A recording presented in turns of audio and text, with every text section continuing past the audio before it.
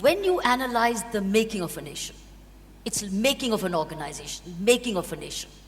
One of the first few things we do is a SWOT analysis. We do strengths, we do weaknesses, we do opportunities, and we do threats.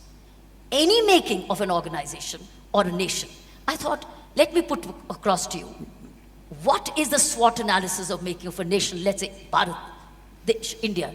What are the strengths of India? What are the weaknesses of India? What are the opportunities we have? And what are the threats we need to? Let's first look at the strengths of India. I would bring it down further to an individual. What is needed to build a successful individual? The same things are needed to build a successful nation. Right. It's not any different. Yes. If one knows how to build a successful human being of himself in every way, when I say successful, not that just you made money, not just that you get a ranking, not just that you got elected, no. A successful human being means in every way you're complete. If you make this, the same replica is for the nation in the sense, if you want to be a good human being, to start with, all your four limbs should be limbered up and nice, strong and fine. The four limbs of a nation is just this: the executive, the judiciary, the military and the civil services.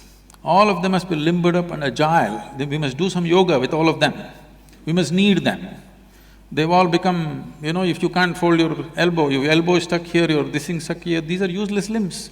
When you have pain in your limbs, you will wish you did not have those limbs, isn't it? That's what is happening right now. Absolutely. We wish we did not have them many times because they've become such a pain. So keeping them limbered up, these four limbs is very important. See, always a nation will be successful only when people's aspirations are kept alive. If people lose their aspiration, it's a finished nation, okay? There must be enormous aspiration and people should see a piece of the sky, they must see it's a possibility. It is not an empty dream. If it becomes an empty dream, they'll go to hallucinogenic drugs. They must see a piece of the sky that it's worth making the effort, always. So to nurture an aspiration and to create the possibility that within your lifespan you can get there is very important. And also make people's aspiration into national aspiration and nation's aspiration into people's aspiration. And a strategic sense as to where we are, not living an utopian idea of well-being, which we have done unfortunately, having a strategic sense of where we are, what are the things to make a nation happen. For example, when we made the nation, this is not a commentary on some mistakes that people might have done, because in retrospect we can say many things. In those times, they did what I believe they did whatever they thought was best. For example, we have been trading with the rest of the world for over 10,000 years. If you go to Syria, in many parts of Arabia, particularly Syria, unfortunately, it's in such a mess. I wanted to do this Indian trading route, the Indian traders, how they travel, so I drove through Syrian desert by myself and we went. It was a fantastic experience. Wherever you go, stories of Indian traders 8,000 years ago. The Aleppo city, which is completely in rubble right now, one of the most beautiful cities, was built only on the taxes that the Indian traders paid, okay? Everywhere in the Syrian schools, they're studying about how Indian traders and engineers and all kinds of people coming 8–10,000 years ago. Is there any such story in India? Do you know? No Indian child ever reads about it. Yes. You go to Lebanon, there's a place called Baalbek, which is a 4,300-year-old Phoenician temple. Every child in 5th, 6th standard in Lebanon, in school, they all study that Indian builders, Indian sculptors, Indian elephants, Indian labor and Indian yogis came and built this.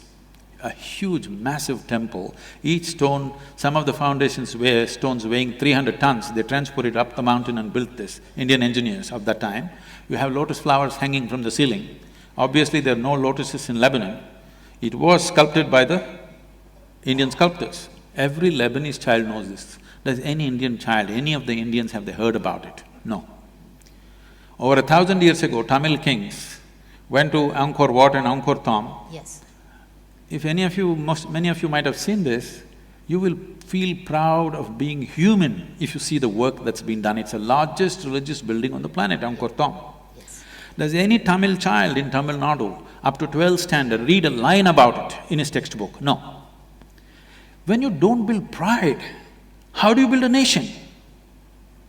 If you do not build pride, you cannot build a nation. If you're not proud of who you are, why the hell should you stay here? Right now, if the more advanced countries, Western countries, open up their visa policy, 80% of the Indians will swim across the oceans and go away. That means, if 80% of the people want to go away and you're holding them by force, it's a prison. You know about prisons. We're holding them. No, people should want to be here. Everybody wants to go away. And we're holding them. That's not the way to run a nation. So is that your main weakness from strength? Strength is healthy people, inspired people. Yes. Is your weakness is It is a serious weakness in the country. rootless people. You're talking about people who have no roots. They don't understand their roots, they don't understand their history. They don't understand their culture. It is not their that… No, they're not rootless people, they're root. They know their roots, but they're little ashamed of their roots, they're hiding their roots, and they're all wearing denim pants just to hide their roots. They don't know their roots. Sadhguru, that's a fact, they don't know their roots. They may not… No, in our schools which we run, many of the 9th standard, 10th standard coming from different kinds of schools, primarily government-funded schools. First thing which one of my director teachers said, can you write on an essay on Mahatma Gandhi? Sadhguru, you'd be shocked to hear, I'm talking of only of Gandhiji.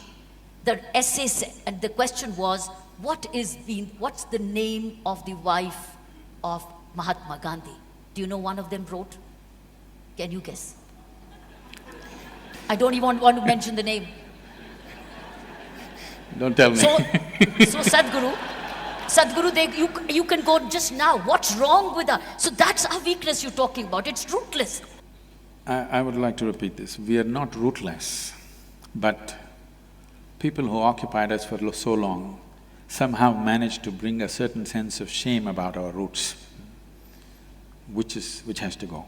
See, Mahatma Gandhi is a part of a movement which is not even history, which I would call it present, okay? It's just the back end of our present stage. He's not really history that way. He's still so close to us in time, I'm Yes, saying. of course. All I'm saying is, this is… picking up names, that is different, but everybody knows Mahatma Gandhi's face and everybody knows he was important for our nation, that much even a village child knows it, which is, I feel, all right. But I'm talking about a much deeper thing, that is, as a land, as a people, what are we good at? Have we been good at something? No. We've been only occupied for 1,000 years, we've been looted, we've been raped, we've been robbed. This is all we've done. We've done nothing that's worthwhile. That's not good. We have to educate our children to show that we have done tremendous things. Just 250 years ago, we were the largest economy. Whole of Europe was thirsting to come to India. And even, wherever they went, they called people Indians, whether they went to North America or wherever, because they were all aspiring to come to this place. Because it was the wealthiest nation, it was the most knowledgeable country, it was the best place to be. Everybody wanted to be here. Who teaches them? Who teaches these youngsters? These things have not been taught because our history has been written by… Who's at fault? Because our books are written by the English, okay? The history is written like this to dominate you. No, but it's NCRT.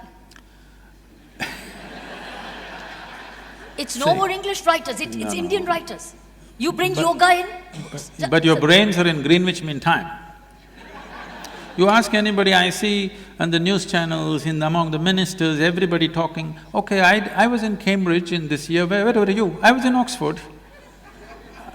Only now I'm seeing people who studied locally seem to be somewhere. You will see this is the pride. Okay, I went to Cambridge, where did you go? Oh, I was in Oxford. Okay. Recently, I will tell you how it is. I was in Hyderabad, a journalist wants to interview me. And she's telling me a piece of information. It seems the Sheffield University in UK made a study on the vibrations of the sun, and they measured these vibrations. They're exactly the same vibrations which will happen when you utter the sound Am. She said, Sadhguru, you must say this. I said, I will not say this. I am not going to say this. I have been telling you for 30 years. Many yogis and mystics have been telling you for thousands of years, and it's not valuable. Sheffield University tells you it's valuable, I am not going to… I don't need authentication. It works for me. You just look at me, it's worked 100%, okay? It's worked, everything that we do. And the sciences of this nation, the essential aspect of what the Sanskriti is, has worked brilliantly well for us for thousands of years, and we know it works. We don't need any authentication. But right now we have created a world, unless it's authenticated by the West. Even the yoga that you're doing here is only reborn from the American coast. People people think yoga was invented by Madonna. I recall in the prison assignment when I brought in yoga as a part of the day's regime. Many persons of certain communities and certain people didn't want to do it. They thought it is linked with a particular faith. Till their own teachers came and explained to them that this is for your larger good, it's mind, body, soul in harmony. How do you dispel this? See, this is what I want to tell you. For thousands of years, we've been the biggest traders, okay, from this country. The largest exports were from India for almost many thousands of years. Nobody ever thought of exporting in such large quantities. So both with goods and gods, we've been very good, okay? We can export both, we don't have to import either. We're very good both with goods and gods. Our ability to create goods was systematically broken. Our industry was broken, our business systems were broken. It's all right, I'm not complaining, we let it happen because… we let it happen because we did not take care of one of the limbs. There was no military wing. Military wing? Yeah, when invaders came, you could not defend your people. That's right. Because you were singing music, you were meditating, you were doing things. Exactly. Yes. Nice, you were in mathematics, you were in astronomy, you were all this. And you're not united either. You're not united. There were so many, they were fighting each other. That is also there. But I'm saying essentially you didn't have the martial Yes. power Yes. to defend yourself. Correct.